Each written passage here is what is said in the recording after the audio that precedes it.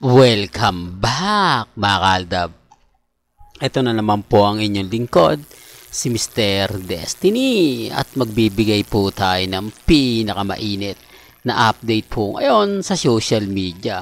Well, umatin po pala ng birthday celebration si Alden Richards kay Boss Vic Del Rosario. Well, correct me if I'm wrong kung yun po talaga yung pangalan niya.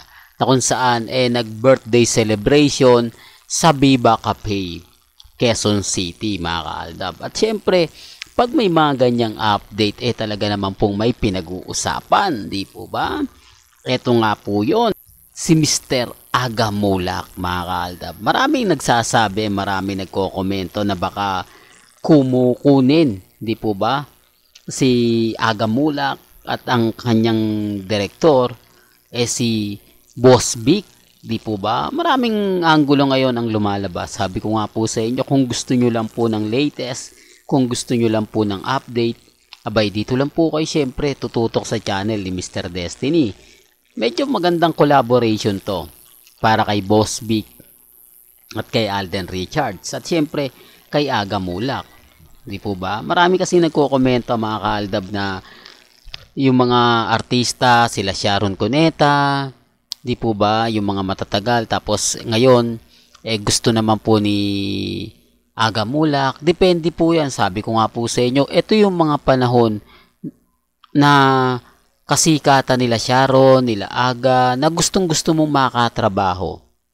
Kaya nga po marami naiinggit kay Alden nagagawa ni Alden na sumabay o makipagtrabaho sa mga veteranong actress, veteranong aktor. Di po ba? Kaya nga sabi ko nga po sa inyo, yung inggit kay Alden talagang alam nyo na mga kaaldab. Sabi ko nga dito sa channel ni Mr. Destiny, kung gusto nyo lang po ng update, kung gusto nyo lang po ng latest, dito lang naman po kayo pupunta. Di po ba? Maraming nagsasabi ng ganito, maraming nagsasabi ng ganyan. Ako masaya po ako mga kaaldab, lalo na nga po ngayon. Nakitang-kita nyo naman po yung mga nangyayari at nagaganap sa social media. Di po ba? Kaya yung iba nagtatanong, baka naman may ano si ano dyan, may ano si ganyan. Di natin po pwedeng ikaila mga kaaldab. Alden Richards yan Di po ba? Tapos 30 million. Di po ba? First week. Paano pa yung second week? Di po ba? Kaya nga po mga kaaldab sabi nila gusto daw nila makakatrabaho si Alden. Iba po talaga kung pag si Alden kasi kikita yung direktor at kikita yung producer. Siyempre pagka malaki kita, maganda. Di po ba? At marami na nga po ngayon ang natutuwa sa showbiz industry. Yan sinasabi ko na hindi nila nagegets na mas marami man nakikinabang. Real talk to mga kaaldab. Pero bago natin ituloy nga po pala itong update natin, kung bago ka lang sa channel na to at isa kang true-blooded Aldab Nation na nagmamahal po kila Mengay at Isoy, tama po ang channel na pinuntahan mo, kaya consider na po kitang bagong subscriber. At huwag mong kalimutang i-share yung mga video po natin sa mga mami, sa mga titas at sa mga senior. Sa dami po ngayon ng mga komento, sa dami po ngayon ng mga sinasabi sa Instagram, sa Twitter, sa Facebook, hindi tayo magpapahuli pagdating sa pagbibigay ng update. Sabi ko nga, bukas si Mengay na maaga pa, nasa di po ba, nasa San Del Monte, Bulacan, sa kung saan sample, di po ba? Kaya nga po kita nyo tinitignan ko rin yung angulo kung darating po ba si Mengay o hindi. Kaya nga po yung iba nakatutok sa akin para malaman nila kung naandyan nga po ba. Kasi syempre mag-a-update tayo bukas kung anong oras nga po ba dumating si Mengay, di po ba? Ngayon paggising nyo sa umaga, pag bukas nyo ng YouTube, agad-agad makikita nyo na kung ano yung update, yung mga inaabangan, di po ba? Kung sino-sino yung naandon. Chill lang tayo, mahal, diba?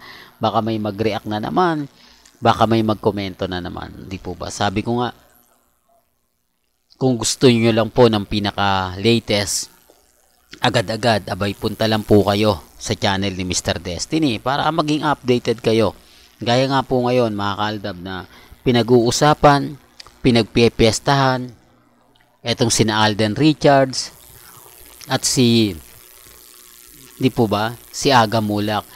At sa totoo lang po kung sakaling gagawa po sila, sinasabi ko lang to mga kaaldab, kung sakasakali talagang maganda, kumbaga kung magkakaroon sila ng movie, tapos sa collaboration sila ni Boss Vic Del Rosario, di po ba, ang daming mga bali-balita, keso ganito, keso ganon, okay lang naman po yan, basta tayo kung ano lang yung maingay, kung ano lang yung pinag-uusapan, kung ano lang po yung nakikita nating gagawin, di po ba? Siyempre, ano yan yung pagiging artista na po talaga yan. Siyempre, namimiss mo na yung paggawa ng mga pelikula.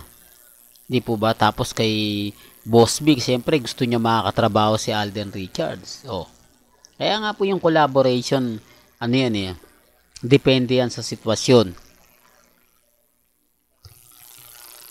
Depende yan sa panahon. Doon po kay Heart Evangelista, update ko lang po. Hindi ko sinasabing hindi matutuloy yun. Hindi ko sinasabing gagawa na lang sila ng teleserye. Ang dami kasing schedule. Kung si Alden po, busy, mas busy po talaga si Heart Evangelista. Totoo naman po Yun nga po yung isang problema nila na sinasabi nga po ba, yung schedule nila mahirap magsama. Maraming schedule si Heart Evangelista, tapos may schedule din si Alden. Kapag free ni Heart Evangelista, may schedule naman si Alden. Yun lang po yung pinupunto natin. Hindi siya nagtatapat yung bakasyon si Alden, bakasyon si Heart Evangelista. Pwede, di po ba? Pero hindi. Kumbaga, yun nga rin po yung isa sa problema po nila, yung schedule. Kung papaano siya gagawin, kung papaano siya i-handle ng mas tama, mas kaaya-aya, para makagawa sila ng pelikula o teleserye man lang. Di po ba? Yan ang update, di po ba? At sabi ko nga kung ano po yung nabasa ninyo, nakita nyo sa Instagram, sa Twitter, sa Facebook, sa website, punta lang po kayo rito, pag-uusapan po natin yan. Well, hanggang dito na lang po yung updates natin, mga kaalda ba?